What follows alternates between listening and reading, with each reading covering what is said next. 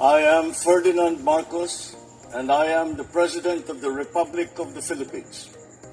I stand today on behalf of 110 million Filipinos. Hello Universe, it's me again. Shoutout sa inyo guys. But anyway, shoutout sa mga Marcos Lily supporters, Filipino and OFW. Nakikita nyo yan?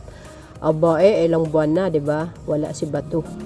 Nag-iskapo, natakot sa warrant of arrest.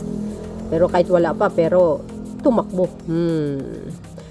Pero bakit kaya hindi gumawa ng hakbang ang Senate para nang sa ganun matanggal na ito si Bato, or sa ano ba yun tawag doon, ethic complaints ba? Bakit kanyo? Kasi sabi ni Senator Lacson dito guys, basahin po natin Sabi po dito yun ni Senator Lacson, Bato tuloy pa rin sa pagtanggap ng sweldo, sabi ng Avanti. Goes. Bakit ganun, 'di ba? Kaya tama din yung panukalang batas ni Congressman Sandro Marcos. No work, no pay. 'Di ba? Para naman hindi para magiging fair din naman doon sa mga taong nagtatrabaho, nagsisipag araw-araw, tapos mayroong isang politician na talagang nag-iiskapo pero tuloy-tuloy pa rin yung kanyang pagsisweldo. So very unfair naman 'yon, 'di ba? Sabi dito, patuloy pa rin ang pagtanggap ng sweldo ni Senator Bato de la Rosa kahit ilang buwan na itong hindi pumapasok sa Senado.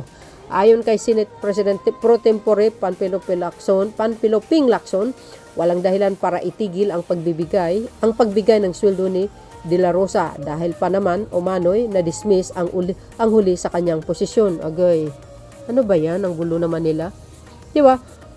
Sabi dito, oo, tuloy ang pagtanggap ng sweldo kasi wala namang dahilan para di siya sumisweldo kasi hindi naman siya na-dismiss. Pahayag ni Lacson sa DCWB. Di ba? Kung ganun din naman pala na walang sweldo, hindi na nagtatrabaho, bakit pa siya magsisweldo pa? Ano bang gagawin na hakbang para tanggalin siya or ma-dismiss siya? Di ba? Di ba? Napaka-unfair naman dun sa iba na nagtatrabaho, guys. Dapat be fair, di ba? Unfair doon sa mga taong nagtatrabaho araw-araw. Di ba? Siya walang trabaho, nagtatago. Dapat sa pagiging fair dapat lahat. Di ba? Dapat yung mga nagtatrabaho tuloy-tuloy ang sweldo. Pero yung mga taong nag-iiskapo, dapat tanggalin yung mga sweldo nila. Get nyo ba ang ibig sabihin? Di ba magulo? Sabi dito, pwede naman matanggal ang isang senador sa pamamagitan ng Ethics Committee. Yun nga yung sinabi ko, di ba? Kung grave yung offense, dismiss siya o kaya final conviction sa court o kaya perpetual disqualification, mga ganun. Pero sa ngayon, walang umiiral na ganun. Dagdag pa niya. So, pwede pala yun. Kahit hindi ka pala pumapasok. 'Di ba? Na wala namang kadahilanan si Bato para hindi pumasok. Ang tanong, ano bang reason? Bakit hindi pumasok si Bato?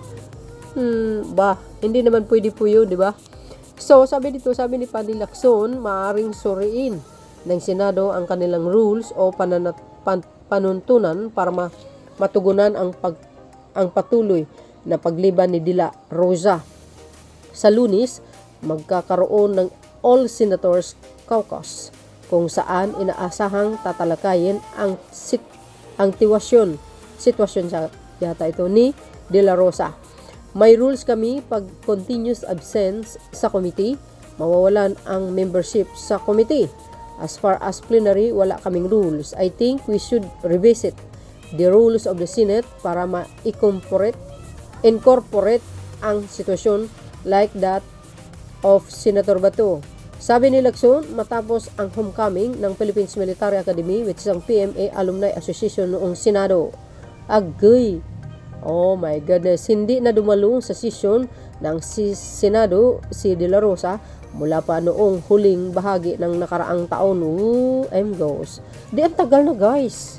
2025 anong araw na ngayon? Oh, see? Oh, sa ibig sabihin, pwede pala yun, magsweldo kahit hindi ka magtatrabaho. Basta elected ka ng taong bayan. Wow.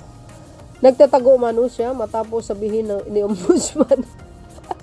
Jesus Christ, Manamulyan, naglabas ng International Criminal Court, which is ang ICC, ng warrant arrest laban sa kanya kaugnay ng kampanyang kontra droga ng nakaraang administrasyon. Kung wala ka namang kasalanan, ba't ka magtatago, di ba? Why not hindi mo ipaglaban yung sarili mo kung talagang malinis ka? Tinukoy din ng ICC sina De La Rosa at Senator Christopher Lawrence Bungo bilang mga co-perpetrators na naturang kampanya kontra droga. Ayon kay Lacson, may napag-usapan na ang mga senador tungkol sa mga posibleng hakbang kaugnay ng sitwasyon ni De La Rosa. Ngunit, wala pang napagkasundo ang hakbang sa ngayon. I think we should take it seriously. On Monday pang may All-Senator Caucus, it's could came up and we could have a consensus. Yun guys ha. Sabi dito sa mga nagko-comment, sarap ng buhay ni Bato, parang si Inday lang. Kahit hindi nagtatrabaho sa masahod, kaya nga. Pero ang ordinaryong employee, isang oras late, isang oras din ang kaltas. Wow. Only in the Philippines. Kaya malakas ang loob, hindi pumasok, may sweldo pa rin. Galing sa kaba ng bayan. Yun. Baka kasi wala mag-file ng ethics complaint sa kanya. Hinahayaan nyo lang. Ayun. Dapat no work, no pay. Kahit sa Senado. Ayun naman talaga, di ba, yung batas ni Congressman Sandro. Wow. Hindi dapat iyon. Dapat no work, no pay. Ang swerte naman ni Bato, ilang araw na hindi nagtatrabaho, tuloy lang ang sweldo. Mahiya ka naman, agay. Heist. Pero kapag ordinaryong government employee, sigurado walang sahod at tanggal na sa serbisyo. Yun lang. 'Di ba? Kaya laging makintab ang kalbo. Agay. Sarap ng buhay. Dapat no work, no pay. Ayan, yun 'di ba guys? Ang saligang ay yung House Bill ni isa sa mga panukalang batas ni Congressman Sandro. Maganda po yun kasi yung iba kasi abusado, 'di ba? 4K mayroong nagiging employers ng isang pamalaan. Ibig ko sabihin, very unfair naman talaga sa iba. Nagtatrabaho sila tapos ito naggala-gala lang pero nagsisweldo. Saan ka makakita ng ganyan? 'Di ba? Kaya para sa akin, mas gusto ko talaga yung batas na yung panukalang batas na isusulong ni Congressman Sandro, no pay, no work. No work, no pay. Maganda po yun eh. Kasi kung hindi mo ipapasa yung batas na yan, namimihasa yung mga tao. Tulad yan, di ba? Yung isang congressman doon, tama din pumapasok. So, kailangan tanggalin talaga yan. Nakakalungkot lang, guys. Kasi yung ganitong sitwasyon, yung iba, araw-araw pumapasok, tapos siya, patulog-tulog lang, paggala-gala, tapos nagsisweldo ng 200,000 plus yata, yan. Ang isang senador, di ba? So yun, mga kababayan, ano po ang masasabi nyo dito? Dapat gumawa ng aksyonan ito. Ilang buwan na, hindi na pumapasok si Bato, tapos nagsisweldo pa. Ang sagwa tingnan, di ba?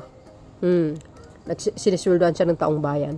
Tapos siya, puro malalaking karne, malalaking isda ang iniihaw na nakikita ko eh. Oo, sarap buhay talaga. Thank you guys for watching. See you again on my next upload. Bye bye bye and babush. God bless Philippines. Bye everyone. Follow and likes me guys. Thank you po sa inyo. There's more. Bye guys.